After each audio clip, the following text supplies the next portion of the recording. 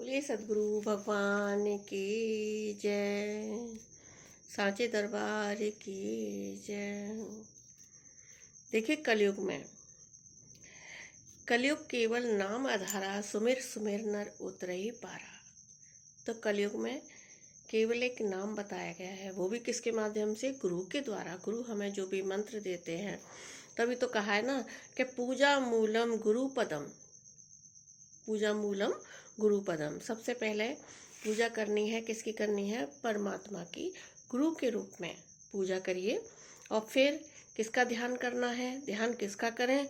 ध्यान मूलम गुरुर मूर्ति, गुरु की मूर्ति का, परमात्मा का, यानी कि हमें ध्यान करना है।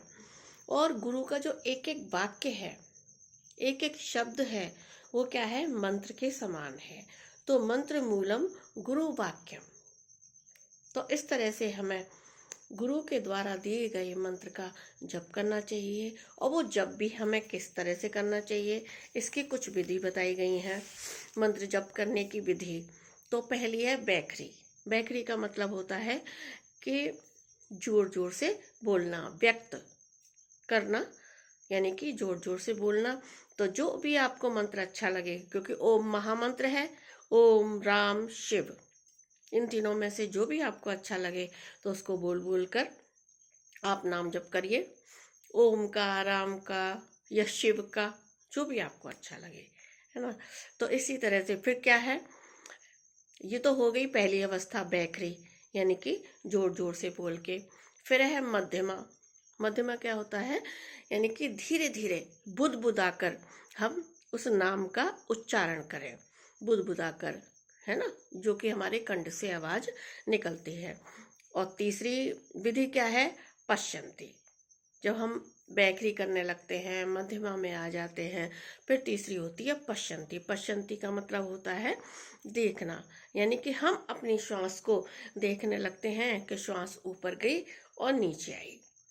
या ओम का करो, राम का करो, शिव का करो, किसी का भी, यानी जो हमारे मंत्र का उतार चढ़ाव है उसको हम देखने वाले बन जाते हैं। तो इसलिए उसको देखो कि श्वास हमारी ऊपर गई और फिर नीचे आई, है ना। और पश्यंती, तो ये हुआ आपका पश्यंती। चौथे नंबर का है परा।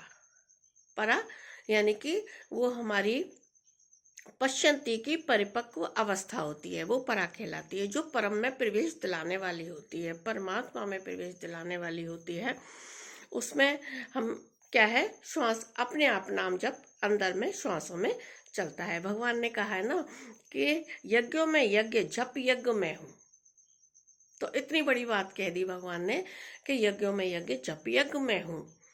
तो उसको हम अपनी श्वासों में जपें, है ना। और फिर जब धीरे धीरे हम उसको अपनी श्वासों में जपने लगेंगे, है ना, तो उसके बाद कौन सी स्थिति आ जाएगी हमारी? अजपा।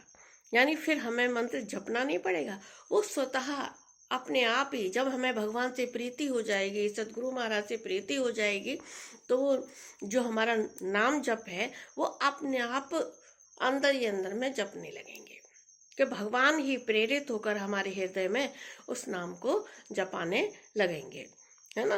क्योंकि जब भगवान से हमारी सूरत लग जाती है, परमात्मा से जब हमारा प्रेम बढ़ जाता है, तो वो नाम जपना नहीं पड़ता, वो अपने आप ही स्वतः ही अपने अंदर में चलने लगता है। तो उसे कहते हैं अजपा, है।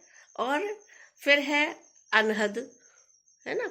पांचवी स्थिति क्या थी? अजपा, मतलब नाम जपना नहीं पड़ता, उसमें अपने आप ही अंदर में चलने लगता है हमारा। तो और इसके बाद स्थिति क्या होती है? अनहद। फिर हम उतने आनंद में डूब जाते हैं कि वो हमारा नाम अपने आप ही, कहते हैं ना, हम जपते नहीं है, वो हमारे परमात्मा, हमारे भगवान ही अपने आप जपाते रहते हैं और हम उसका आनंद लेते रहते हैं।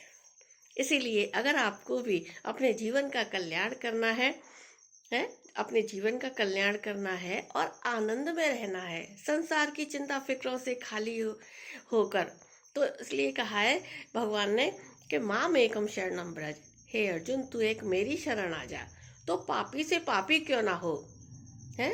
अहम तो हम मोक्षयिष्यामि। तो भगवान कहते हैं जो भी पापी से पापी क्यों ना हो, जो मेरी शरण आ जाता है तो मैं उसे मुक्त कर देता हूँ।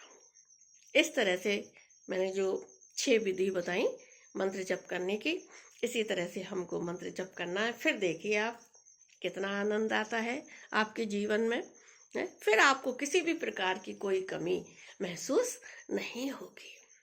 भौतिक पदार्थों की भी कमी महसूस नहीं होगी, किसी और चीज की भी कमी महसूस नहीं होगी, क्योंकि नवधा भक्ति में बताया ना, संतोष 8वीं भक्ति।